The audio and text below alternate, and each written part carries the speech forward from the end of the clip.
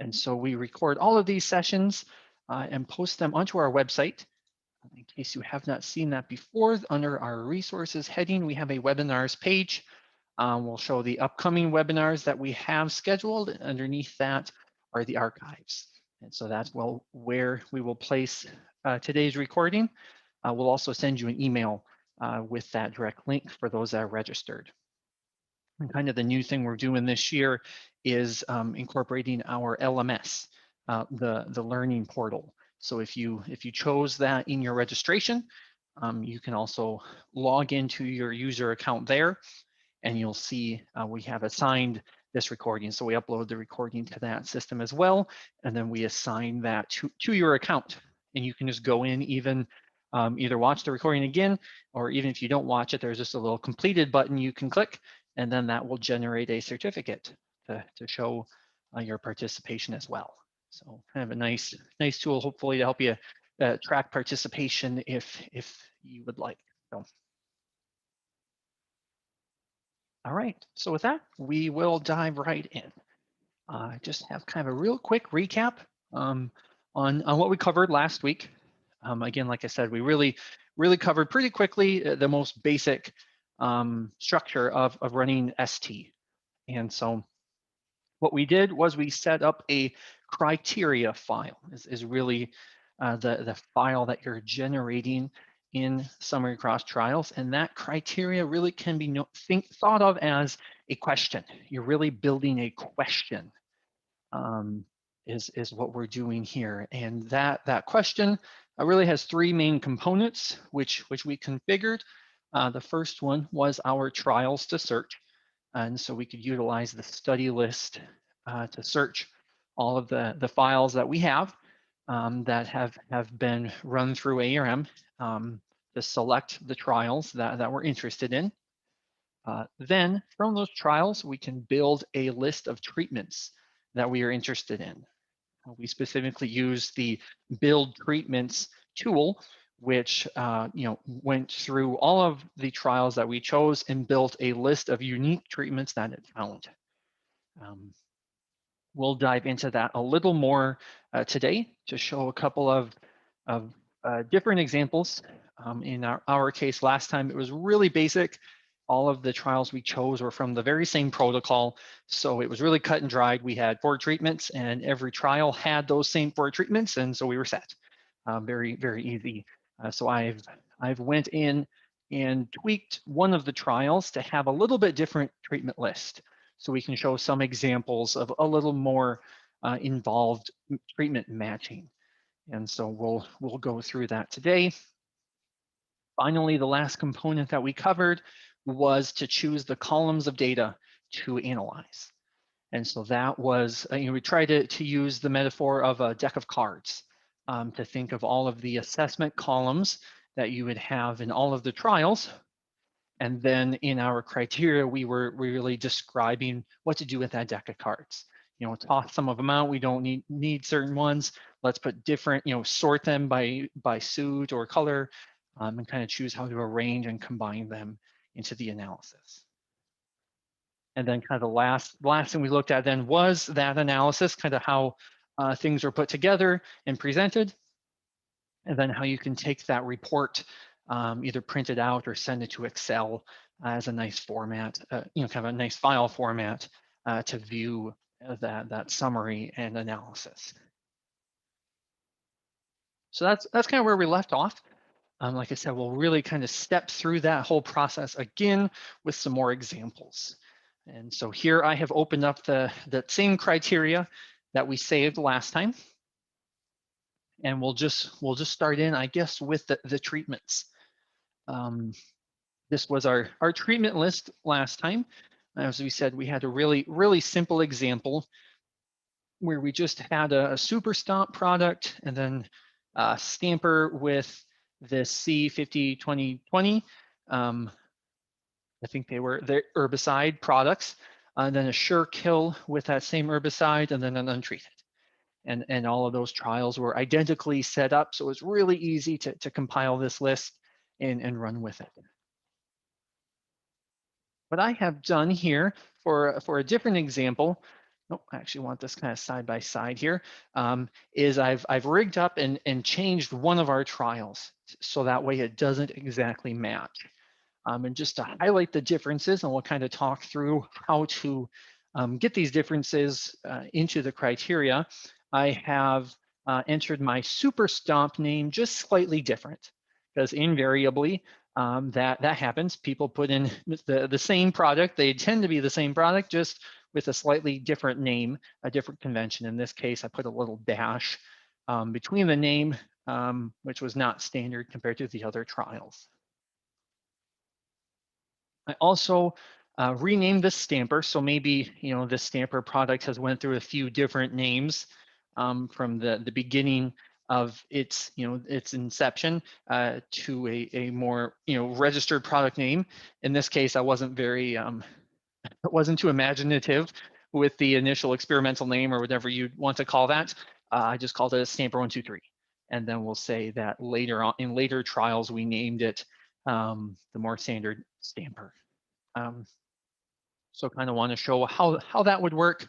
And then finally, treatment 3, I've also changed here. So we had a different product, similar structure, but 6C 60,000, a slightly different herbicide product as well, that we can see how we could incorporate this if we still wanted to have this treatment included in the summary.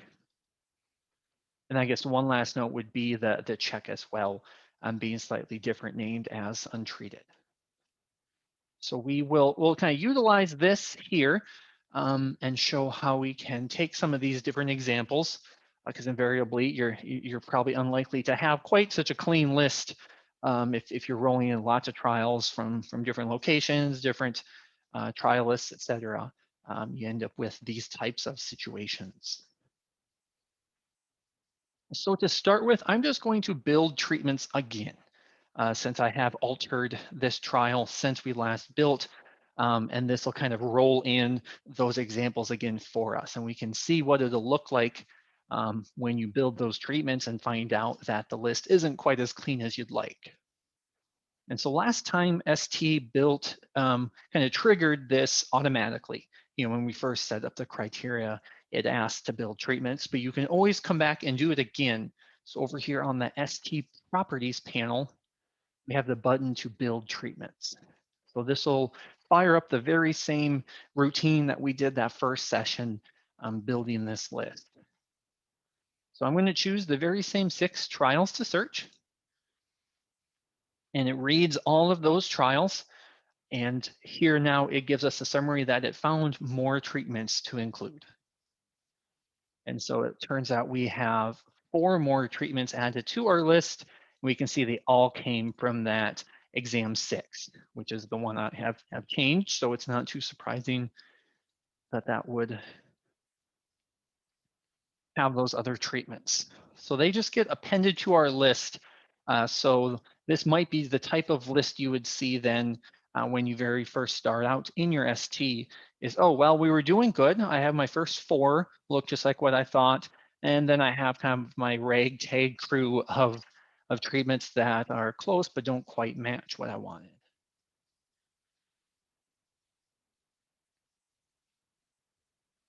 So let's just kind of work on this list here to see kind of how we would want to kind of compile these back together. So in my case, we'll say like the super stomp, I'm looking at treatment 1 and treatment 5. Really those are the same product. And I really would like them to be considered the same as I look into my summary. I wouldn't want these to be summarized separately. So one thing I can do is let's go to the super stomp. This is really my correct one, if you will. When I click into the treatment name, we have that gold filter box. We used this in the assessment criteria last time around, and we can do something very similar here. So this brings us a list of all the unique treatment names that we had from our 6 trials.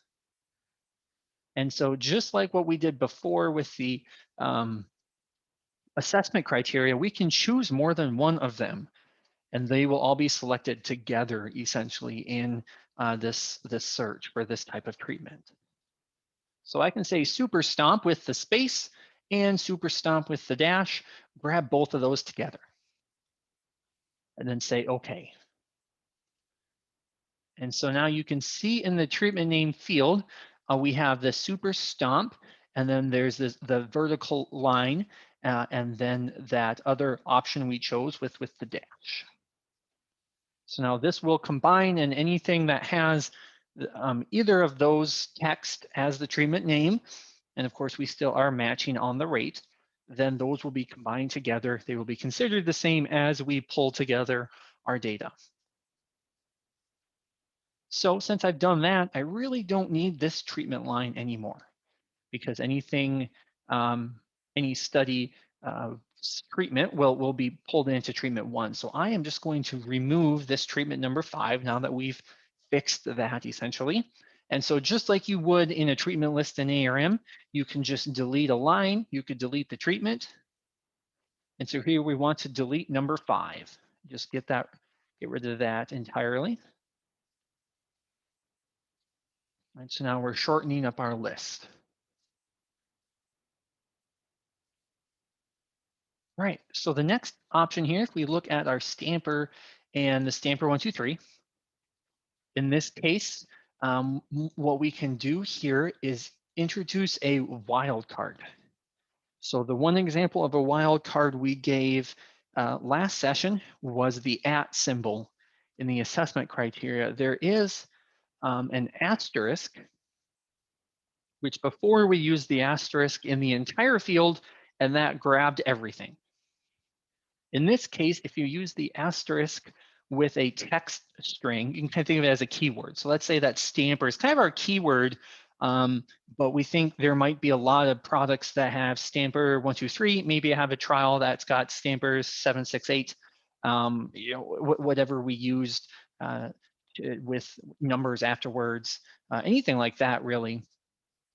The asterisk here essentially is a keyword to tell ST you can fill in any value from any number of characters after this keyword here of stamper.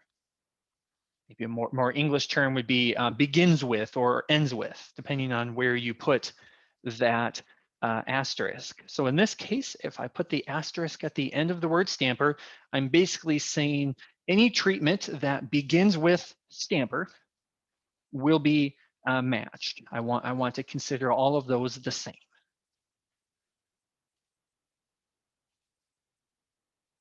And you'll actually notice over here on the ST properties. So if you don't want to necessarily memorize all of these wildcards or anything like that, we also have on the ST properties some kind of shortcuts that will kind of apply that wildcard for you. So in this case, we have the start of field.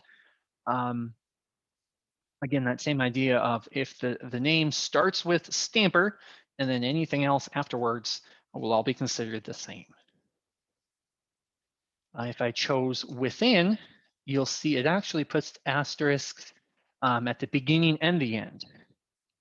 So maybe if the product name was 123 Stamper, then you would also have that matched. Really just anywhere within the treatment name, if the word Stamper exists, then it would be matched and combined together here in this case. So I'll stick with the start of field. It would match just the same either way, but that is a tool to kind of combine when there's slight variations, but that main core word or keyword you're looking for in the name of the treatment, use that asterisk to kind of do a contains type of search essentially. So let me delete this treatment here since we will now have that stamper 123 included with the treatment 2 criteria. We're just kind of working our way down to compile everything since we want all the data to be combined. So our next example here was our Sure Kill product, and then this other herbicide that we also had included. So this would be kind of a decision here to say, depending on our target, our design here, are we really most interested in sure kill? Maybe then we don't totally care what other product would be conjoined or with it. So if really our target is, I care about sure kill, and whatever other product may or may not be included with it, I'm not too worried. I really want to combine any of those and really just zero in on how sure kill performed. If that's the case, then what you can do is in the treatment name field, use the double asterisk wildcard. So I'm replacing that product name with a double asterisk. And really, I don't need any of this text at all. So I'm going to hit Control D just to clear that text off. And this double asterisk wildcard essentially means with any. So we are telling ST, anytime you find a treatment that has sure kill at this particular rate, I don't care what else is in that treatment. If there's other components with other products, maybe there's adjuvants, maybe there's other herbicides, whatever other product is there, fine by me. I don't care. Combine them all together. As long as it's got sure kill at this rate, bring it together. I want that combined.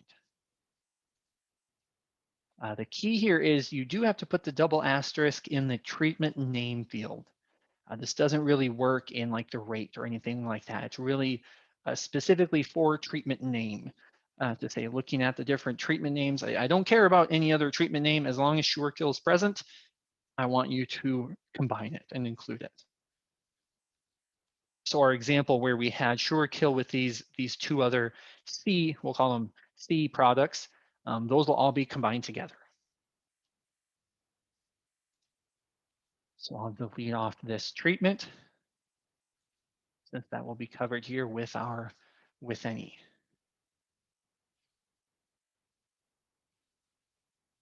Looks like I've got a question here, and may have popped up here on our last example. If the treatments have completely different names, but are the same, so a different name in different countries. So that's actually a good one to cover here on this next option.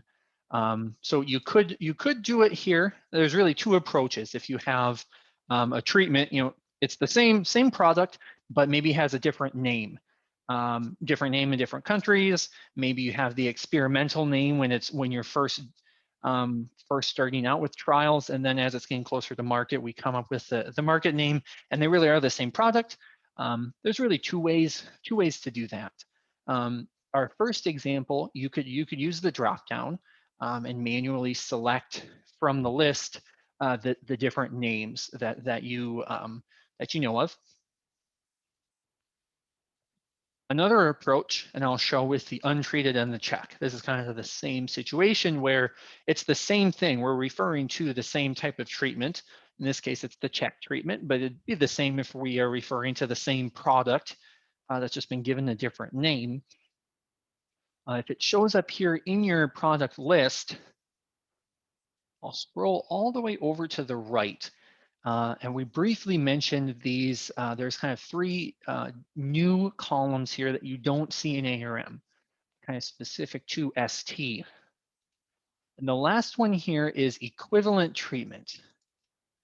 Make it a little wider so that shows up. It's short for equivalent treatment. So this can be a way to, kind of keep the treatment list, as it's been built, and specify when certain treatments are the same for this particular criteria. So in my case, I say treatment 4, okay, that's the untreated. Well, now when I look at treatment 5, the check, that's the very same as treatment number 4. So in the equivalent treatment, I will put the number 4.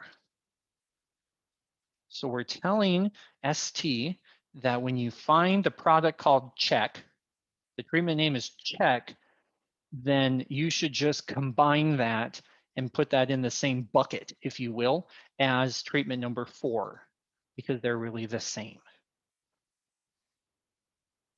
So that's another approach to kind of mark several different product names really as the same. You want to combine them. And this can be a nice tool just to kind of go down your list. If you've got a longer list of different combinations of products that were, when you built the treatments, you can just go down the equivalent treatment column here and put in the treatment number for that line that it should match up with and be combined with.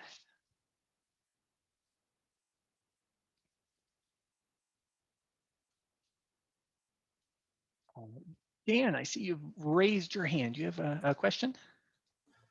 Yes. Do you understand what you've done by making equivalent treatments or linking the treatment names or using asterisks? I just wondered, where you've deleted the extra treatments, there was a very slight difference in the application rate and the number of digits. So is that going to cause a problem? Sure, yeah. So the rate here, that's a great question. The number of digits, there is a little bit of leeway on the rate. I believe that is in an option. Let me bring up tools and then options. And we'll look at all of these options later, but if I can find the deviation here. So here on the treatment matching, this is in the first tab of your options, there's an option for the maximum percent deviation for the criteria looking at the trial rate. And so kind of by default here, you have about a 10% leeway. So if we are just talking about decimals of accuracy, for sure, I would imagine that will be within this 10%. And so let's just say that that other project we got rid of, maybe the Sure Kill, if that was 0.81, got rounded a little shorter, well, that's within 10% difference of each other. And so those will be automatically combined together. And you can, of course, adjust this percentage if you wanted to be a little more strict, depending on your product rates. Maybe you don't want those combined because they, your rates are actually, closer than that, and you want them separate. You can always change that value. But by default, ST will kind of grab those and combine those together. Those rates are close enough together. I assume you mean that they're the same, essentially. Okay, but if you reduced that deviation to 0, for example, you wouldn't pick up the treatments you've deleted, would you? Probably not. I'd have to double check. But yeah, strictly speaking, then if it was 0% deviation, it would have to match exactly. Okay, yes. The other option you could do, and I'll just touch on this real briefly, is there is also a rate percent within the criteria. So you could specify right there as well if you wanted to be very specific for a particular treatment to specify that percent, the rate percentage plus or minus that you can combine. You could do that in that column as well.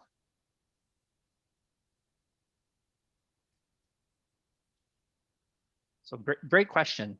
Yeah, certainly the rate can be another thing to kind of watch out for, just depending on your research. If you have the same product at different rates, kind of keeping track of what should be combined and what get dropped off. Just the same as we've done with kind of the treatment name, making sure things get combined the way you would want them to. And you may see that in the build treatments as well. If you have the same product, you're like, well, that's the same product. How come they're separate? Well, it could have been that the rates were different.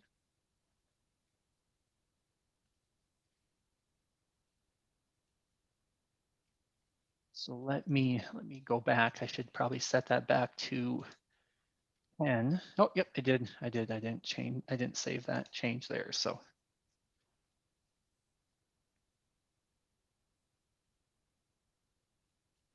All right, great question. One more question here. about leaving the check treatment in the list if you use the equivalent treatments column to match them. You're exactly right, Brad. So in this case, I won't delete out the check. We keep that in the list because we have used the equivalent treatment, and we will be telling ST that that is equivalent to treatment number 4. So since I didn't actually change this treatment number 4 to roll in that check, this treatment 5, then we definitely want to leave that line present, since that contains instructions on what to do with any treatments we find listed as check. So great point to point that out. We're not going to get rid of this treatment line because we didn't really adjust any other criteria lines. So we still need to have this present since it contains those instructions for ST. Exactly.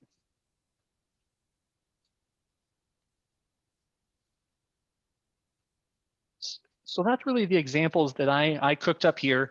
Again, looking at a kind of beginner list, there's definitely a lot more that you can do. There is other tools as you get more advanced searching.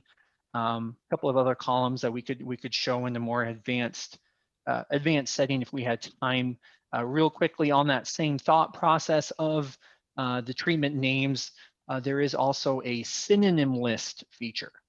We don't really have time to cover all of that in ST, but that's kind of more of a more global approach to this equivalent treatment idea. Essentially, you have a list that exists within your ST, and that is utilized across all the criteria you create.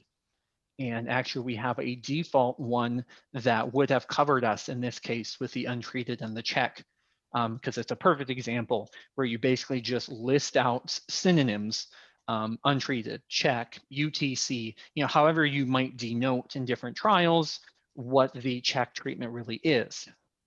So in that synonym list, you build the list of all the different treatment names that might show up as that, and then those are all automatically then considered the same when you do the criteria. So we won't show that whole process here, but just to note that it is a possibility for a more global approach instead of just within this criteria managing that. And that can be done with all sorts of products. Any other product, you can create your own synonym list for different product names and whatever you'd want to organize that by.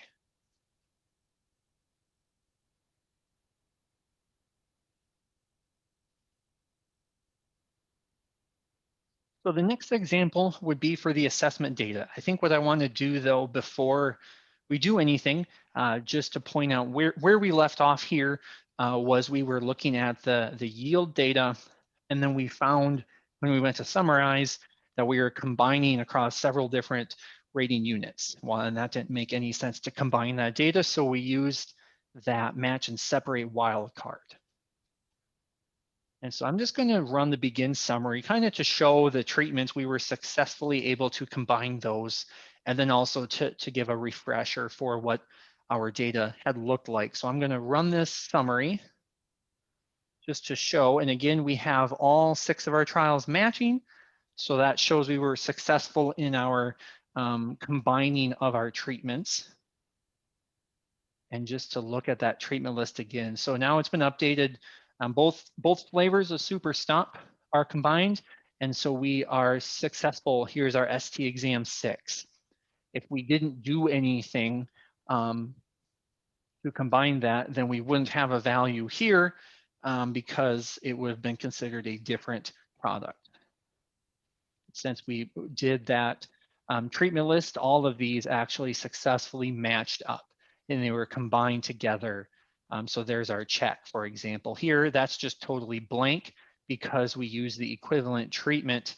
So any data point from that trial, in this case, that exam 6, is just rolled right in and combined with the untreated. So we actually have the exact same analysis as we did last week before we messed up all of our treatments.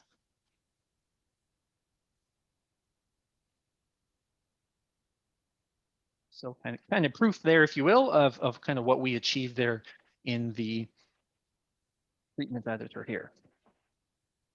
So our next topic here then is kind of looking at these assessment examples, a little further.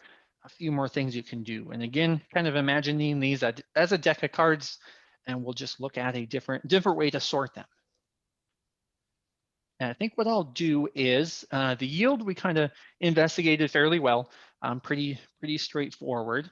I'm just going to bring the drop down here. And instead of focusing on yield, maybe let's look at the control assessments that we have. And I'll just keep the rating unit separated as we learned. That's probably the best practice anyway, unless we wanted to zero in on a specific one. And actually, I think I'm just going to begin the summary to take a look at the data.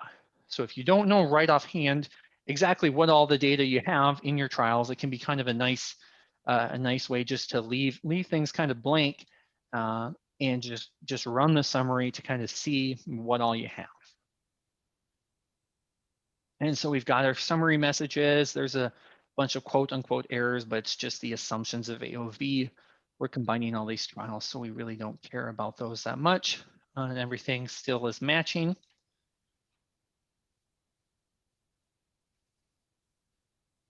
All right, so looking at our data here,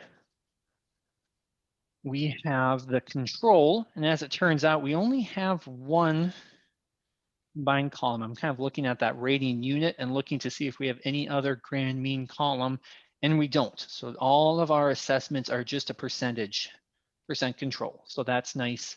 Didn't really matter that we tried to split that out. They're all combined, but we do have a lot of them.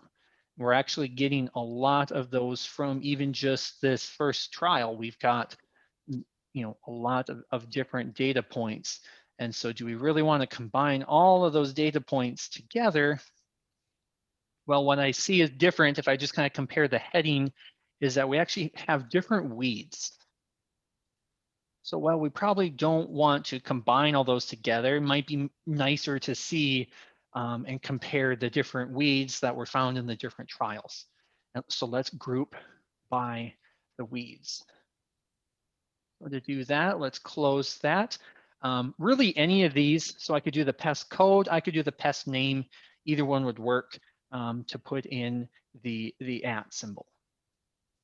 Maybe I'll do the pest code since that really would have to be chosen from the validation list. If different regions had a different common name, but we really wanted to combine them all together, it's probably a safer bet to use the pest code. So we'll just match and separate. Let's sort the different pests into groups. And so we'll run the summary again and see how the data shakes out. And so we should see different groups for the different pests that we have, and we'll combine the columns across the different pests. So if I scroll up to the top again, just to see kind of how the data is combined, we've got the redwood pigweed. We've just got one data column where that was included. Then we've got some lamb's quarter. Looks like we had several trials that had lamb's quarter, and some of them had multiple data columns. So we went out in June and July to take the assessment. Example number 2 just had one column, and then again, SD5 there also had a couple of assessments. And then there's crabgrass and barnyard grass. And so, we get everything kind of split out by the different weeds. And now our grand means are maybe a little bit more meaningful. We can see really how for each, how each weed stacked up across these different trials, how our products performed for those particular weeds. It does look like this was kind of a percent of check. So not surprisingly, the check was at 0 for everything. And so we get some mean separation. It looks like the 2 middle products were a little better than number 1, and of course all of them were better than the check. So that's kind of another example of using that at sign, the match and separate. So that way you're not combining things that shouldn't be combined, put them into the groups according to what's logical and what you want to see. So maybe let's focus in on the barnyard grass, and we can do a couple more examples here. So if I close this and maybe instead of using this wild card, let's just kind of throw out all the other ones, and I can just pick from this list. This was our pest code for the barnyard grass.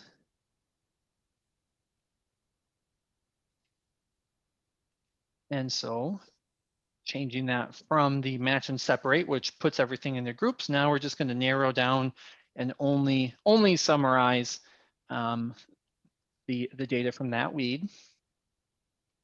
Now we still have, as we showed example 1, we've got 2 data columns, both June and July. Maybe we're kind of curious though on how it did in the early rating versus the later rating. Do we really want to have those combined together, or are we more interested in how the products did early on and later? Might get a sense that maybe one's is better early on, and then the later assessment, maybe there's a different product that ended up doing better. Quick question here about this list. Treatment 5 is displayed here just because it's still in our treatment list. Although, yeah, there is nothing here because it's an equivalent treatment. And we could check the printout to see if it still gets included, or there might be an option that you could turn those equivalent treatments off in kind of the final output. Since yeah, as you noted, there is nothing actually there. I think we have an option. You can turn off those equivalent treatments so it's not taking up unnecessary space in your final report.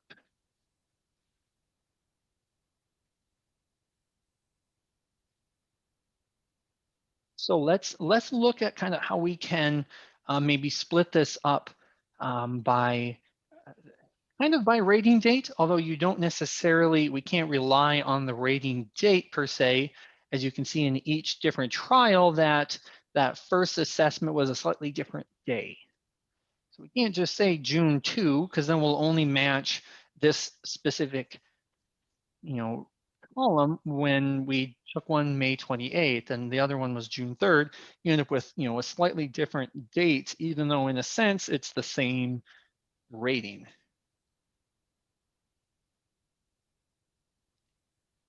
So if we go back to the criteria, there's kind of a couple of ways to do this. We'll kind of show the brute force one. There's the rating date field, but when you click into that, you'll notice we actually don't even have the filter button. Kind of admission from SC, that's not really a reliable thing to filter on because the date itself doesn't really mean much because different trials, of course, have the different schedule. What we really can utilize, though, would be the treatment eval interval. So that gets automatically calculated in a trial once you've filled in the rating date to calculate basically the time interval from the last treatment application to this current evaluation or this current assessment date. So as soon as you enter in that date in a trial, ARM will update that this calculated value. So you can't enter in something inaccurate in a trial. And so this can be a nice way to kind of zero in on a certain date range of your assessments. Now we don't have the little handy filter box here either, but we can utilize something similar if we go to the ST properties panel. At the bottom here, we have a possible criteria tool here. And what we'll do is click on this scan for criteria. The key is make sure to put your cursor in the treatment eval interval first, and then we'll click scan for criteria. And essentially, this is going to read our 6 trials that we've chosen and find all of the possible treatment eval intervals that we have.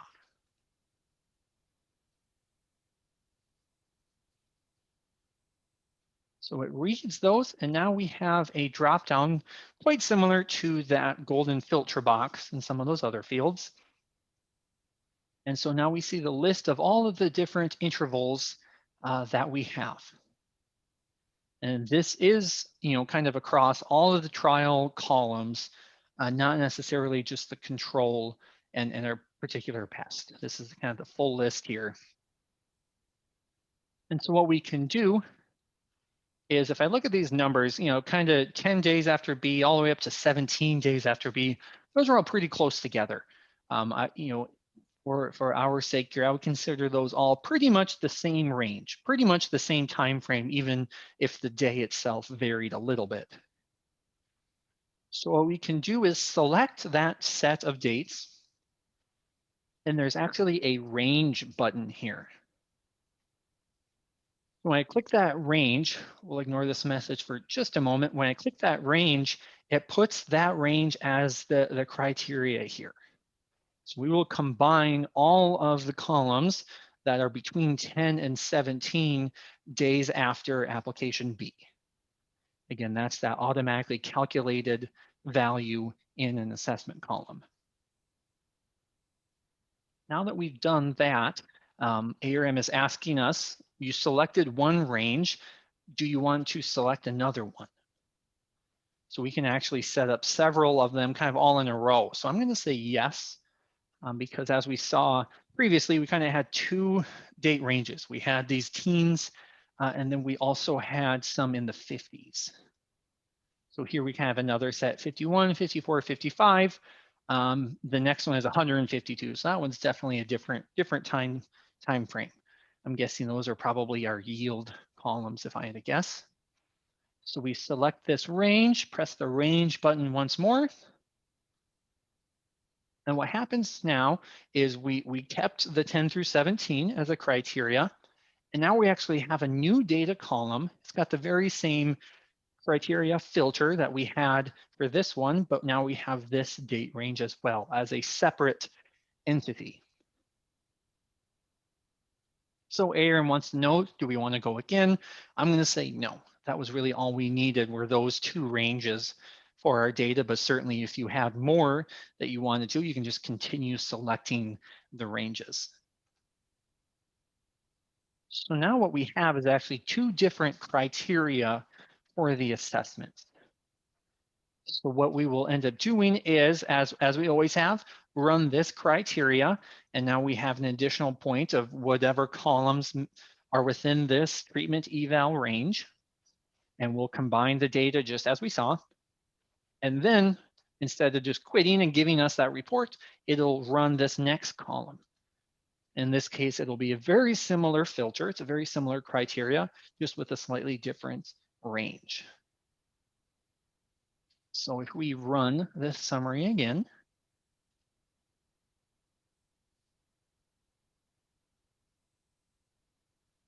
we have our summary again, and everything is still matching. Oh, I only have 4 trials matched. So now actually what we'll see is there's some warnings here that exam number 2 and exam number 3, the match failed in the assessment data header. The other 4 did match, but this is why I always like to look at the summary here to see that we actually had 2 of them drop out. So what that tells me is previously, before we cared about the dates at all, we had all of those columns had some sort of control rating. Well, now we've kind of dug in and chose specific date ranges for that we want to look at. And so I presume date number 2 study number 2 and study number 3 here don't have any assessment columns within those date ranges.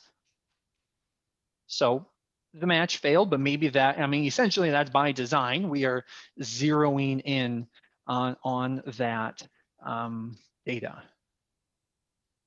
And I think Dan caught the fact that actually this probably happened last time, and I just didn't notice that it was actually the pest code that we zeroed in on. So thank you. I think you're probably right there, that actually last time when we added the pest code, we didn't look at the matched columns to see that there was only 4 trials that matched. So that's a good catch. It was really the most likely the pest code there. So at any rate, those 2 dropped out, which may or, really when that happens, it can be the question of, well, what have I changed since my last summary? Maybe that is by design. I'm zeroing in my focus, so some trials might fall off the back end. In other cases, it might be like, well, wait a minute, why did that happen? I thought that what I'm looking at should occur in all of my trials. Then it might be wise to look again at your criteria to see, or maybe open up one of those trials to see how come I lost that. So in this case, while that particular weed wasn't present in those 2 trials, not a big deal. So it's fine that we lost those trials essentially from our criteria, that those are no longer being included. So great catch there. So now with our summary, again, very much like we had before, our barnyard grass assessment and our control, but now we have that interval. So our 17, 16, 13, 16, since we chose that date range, all of those are able to come together. Even though they were on technically different days, they really are the same assessment time frame for us. And so we want to combine those together. And now we get our analysis here. And sure enough, we actually had different results of how our products perform compared to when we combined all of them. And now we get a separate grand mean column for this later assessment time frame, 54, 55, 55, 54. A little more consistent, but still slightly varied compared to just matching one exact date. So we get the result as well. So that can be helpful to split apart the different time frames of assessments without having to be too strict on exactly what day it happened. Give that little bit of flexibility.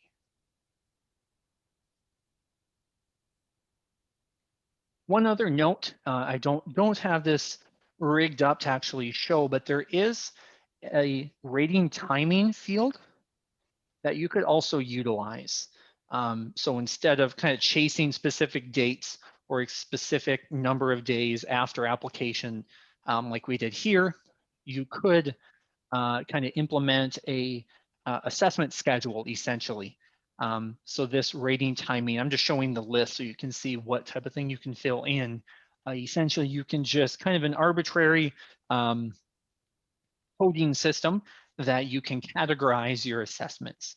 So the very first time you go out to take assessments, if it's before your first application, even you could do an A0 or you could do A1 as your first assessment time, and maybe there's 4 columns, 4 different assessments you take at that time. You would put A1 into each of those data columns in the trial. Again, this would be something to implement in your trial. You could plan it out in your protocol for the following year, or backtrack and go fill them in your trials if you're trying to do this with your summary.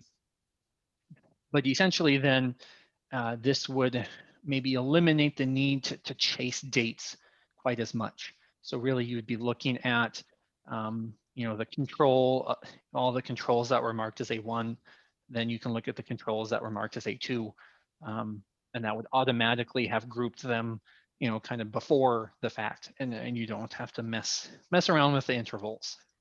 Again, that does kind of require a little bit of the planning ahead of time, probably best done in a protocol, but certainly could be done in a trial as you went through and filled out the assessments. But that would be another approach to accomplish the same thing we did with this treatment eval interval, a way to capture and combine that certain timing of the assessment and group those by the similar timing.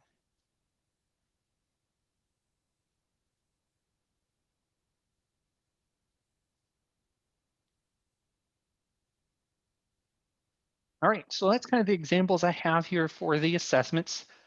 Let's go over to the options. So you can see the options under the tools menu. We can go to options. I had also opened this from the summary table too. You can get there either way. And just to highlight some of the common ones, this is no different from ARM in the fact that we have 1,000 different options to dig through. But we do have help topics, so it can explain each of these options if you're looking for something. But just to maybe cover real quick the big ones. Here on the main page, we have some options related to treatment matching, and we played with one of them already. You can split your means into different groups if you want. It's kind of a more advanced topic to cover. We do have the mean comparison test, which I think we showed briefly last time. So this would be the mean comparison and significance level for your grand mean columns. You can also specify whether or not you want mean separations on the individual columns and as well as the grand mean columns. And then there's the option for the protected test. So within ARM, we protect based on the treatment probability of F. Within ST, it's actually the treatment by trial interaction term, which we took a look at last time in the AOV table. And so if that term is significant, or if I'll phrase it this way, if that term is not significant, then we're kind of get the green light to run the mean comparison if you turn that option on. So it's kind of the inverse of what you would see on the ARM AUV report, where you're looking at the treatment P of F, and in that case, you want it to be significant. Kind of the other way around in this case, you don't want interaction present, and then that's kind of your green light to do the mean separation. Then over here on the right, we have the method. You'll probably want the ST8. That's kind of the equivalent to the least square means or the least squares analysis method in the AOV table. The fixed effect can be important to select as well. In most cases, treatment would be what you want. Really the idea being that a researcher has more control over the treatments. You get to pick what formulation concentration is that you're following, et cetera. You have more control over that treatment list than you have control over the trial conditions. The soil that's present, the weather, all of that is usually more outside of your control. And so you would set the treatment as being your fixed effect. That's what you can control, and kind of everything else we just tried our best to limit and be consistent. And so really you would want to choose treatment when you're looking to generalize, when we're combining our data, we're hoping to generalize across trials. So in our case, we're looking to see, does that SureKill product, is that effective in most fields? If that's kind of the goal you're looking at, then you would set the fixed effect to be treatment. And that's kind of the inverse if you would be looking at the trial, if the fixed effect was trial, but that's less common. Real quick here, the means tab, this is really thinking about those columns and what goes into the mean information in the summary. So you can, excuse me, you can turn on and off all sorts of information. This is specific for the grand mean columns. That's the blue one. And then you can turn on or off the individual trial columns and have some options as to what gets printed there. Descriptive statistics in that report. Then finally, the format tab, kind of similar to the AOV options where you can choose, how the data columns are sorted, what headers get included, the treatments. And Dan, we had that question about dropping that, excess treatment off. So that would be this option here, drop equivalent treatments from the summary. So that'll take off that check treatments. And I'll turn that on so we can see it here in a moment. And then finally, we have graphs here. And I'm kind of running out of time to show graphs, so I'll try to do that real quickly. We'll run the summary here. And just to confirm that treatment list, now we don't have that check. That equivalent treatment is gone, so we don't have the whole empty row there. So there is a button here to turn on the graphs. Actually, we turn them on in the summary, in the options, but we can actually view graphs right now. And I'm just going to take the default. It's kind of prompting me for building the titles on the graph. I'll just take the defaults real quickly here. And so we can graph the data. Here we're looking at the grand mean. This is grand mean 1. If I press the next column, I can see grand mean 2. These are boxed whiskers, but my a little hard to see because we have treatment 4 is 0, and then everything else is way up here. So it's a little hard to see, but we can have different graphing types, essentially how you want to group the data. So in this case, we're grouping by treatment. So we have our 4 different treatments that we are summarizing essentially across the different trials. And then you can kind of look at the other direction and say, well, let's look at the different trials that were included. So in this case, we had 4 of them match. And then across all of the different treatments, we get the box whisker. And of course, these are kind of messy since we're doing that control data because we have zeros for one treatment, and then everything else is our interesting data points. So a little bit messy for the box whisker, but you can see both assessment columns and kind of the 2 different cross sections essentially of the data. And then finally, we have the treatment by trial graph. And so this we alluded to a little bit in our first session, kind of investigating interaction. And again, maybe we should have used the yield data, would have been a little bit more interesting. Just we have this 0 here that really is throwing us off. But just real quickly, what this is looking at is really plotting the treatment means within each trial against the trial means. So you have the individual trials and then your treatments in the trial mean. And the goal would be to look at the slopes of these lines. And so the slopes is really a measure of the treatment stability relative to the other treatments.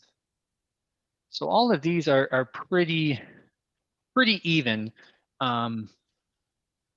Actually, let me just grab my my help topic here because we have an example in the help topic that's probably a little bit more readable. So our treatment stability graph in this case, we have a little bit more intriguing data. And if you look at the different slopes, that gives you that sense of the treatment stability. So if you have a large slope, so there the one in green is pretty large, that's indicating that treatment is more sensitive to trial effects. So in this case, I think we're plotting yield data. So if you think about what it might be saying is that you have lower yielding trials. These are the different trial means down here. So a low yielding trial, then the treatment was performing lower than in a high treatment or a high yielding study, it did very well. Compared to like the red one here, where that was pretty steady either way. Either way, they went up kind of proportionally regardless of the yielding trial. So that can kind of tell you how that product did in that way. And now you're looking at the difference in those slopes to tell you how consistent they were. And so if you have a lot of varied slopes, that's a concern for the treatment by trial interaction. And so in this case, I'm guessing we probably do have some significant interaction because of how different the red slope is compared to the blue and the green. And then real briefly, the trial dendrogram is the other half. That clusters your trials. So kind of giving an idea of these are maybe your low yielding trials and these are your high yielding trials is a way to kind of group that. And all of these lines are kind of proportional to tell you how big the difference is. And so again, the biggest thing to take away is look at the slopes to get a sense of whether there's interaction between the treatment response and the trials that went into it. And you might want to maybe split up your data. You can use the dendrogram then to maybe I'll zero in and run a summary of just 1, 3, and 4 to get a sense of what the products did in the low yielding. And then I'll do 2, 5, and 6 to get a sense of what happened in the high yielding.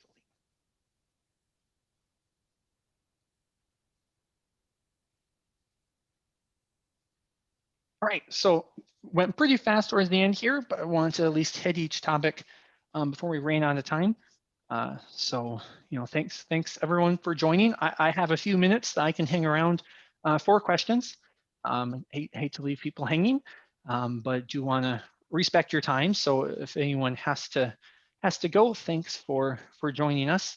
But if you do have questions or want to see one of these things, I kind of hammered pretty quickly at the end here. I could go through a little slower example if needed, but hopefully this provides a nice kickstart for you at the very least. And we had a nice response to these sessions, so maybe we'll be able to run a more advanced ST webinar as well. Maybe towards the end of the year might be more timely for folks to dive into more advanced treatments, maybe more advanced assessments. The biggest thing I think is to be using your own data. It's pretty hard to train on this. Just thinking of the fact that you have to come up with examples that may or may not match. It is a little bit easier once you're sitting at ST and you're using your own data. It's a little easier because then you know what you have, and then it's just a matter of, okay, I have this question now. How do I perform it? So it can be it's kind of a certain point I kind of run out of examples in a training as opposed to then a one-on-one. You can feel free, of course, always to send us questions. And then when we're working with your own data, it's a little easier to explain and maybe build up that criteria. So with that, I guess I'll hang around here for another minute. If anyone's typing away question, looks like one just came in here. And maybe it's more of a comment about the treatments. So I tend to create new treatments at the bottom with a more understandable name, and then use the equivalent treatment column to link the actual columns found to the new names I've created. So that's kind of a nice tip here. Essentially, if I close down all of my windows here in the treatments, you're kind of making use of the equivalent treatments, and it sounds like you would then add. So I would add treatment number 6 here, and I'm just going to call it friendly name, if I could spell right. Friendly name stomp. So thinking about the mess that we made here for treatment number 1, you would build and do what you needed to, and then you would just utilize this nice name and then link the equivalent treatment this way.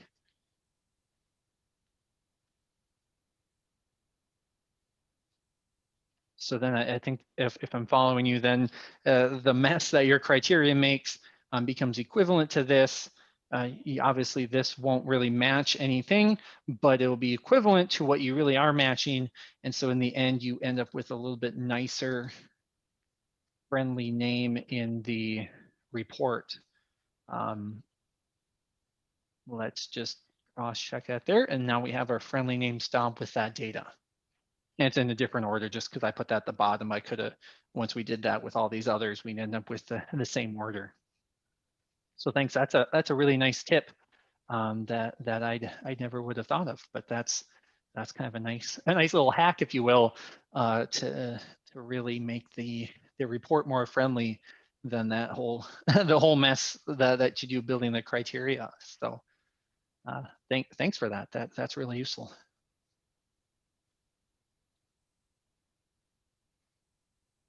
And certainly I could have probably would have been wise to fill in the rate information there, of course, to make it look nice. But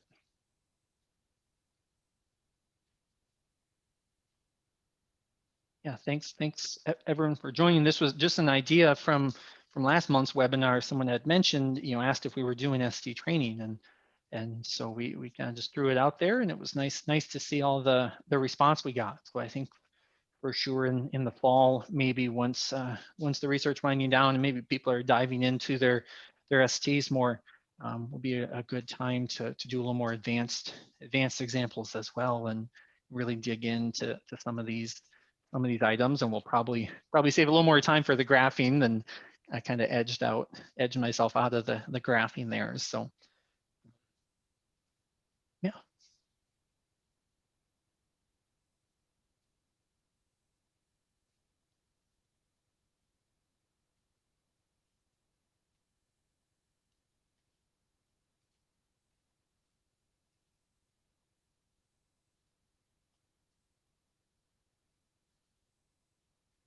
Yeah, thanks, Dan, for the great questions and that tip at the end. That'll be useful. I've got that kind of jotted that down. That'll be a really good item for an advanced training, just to show people that trick. I really like that.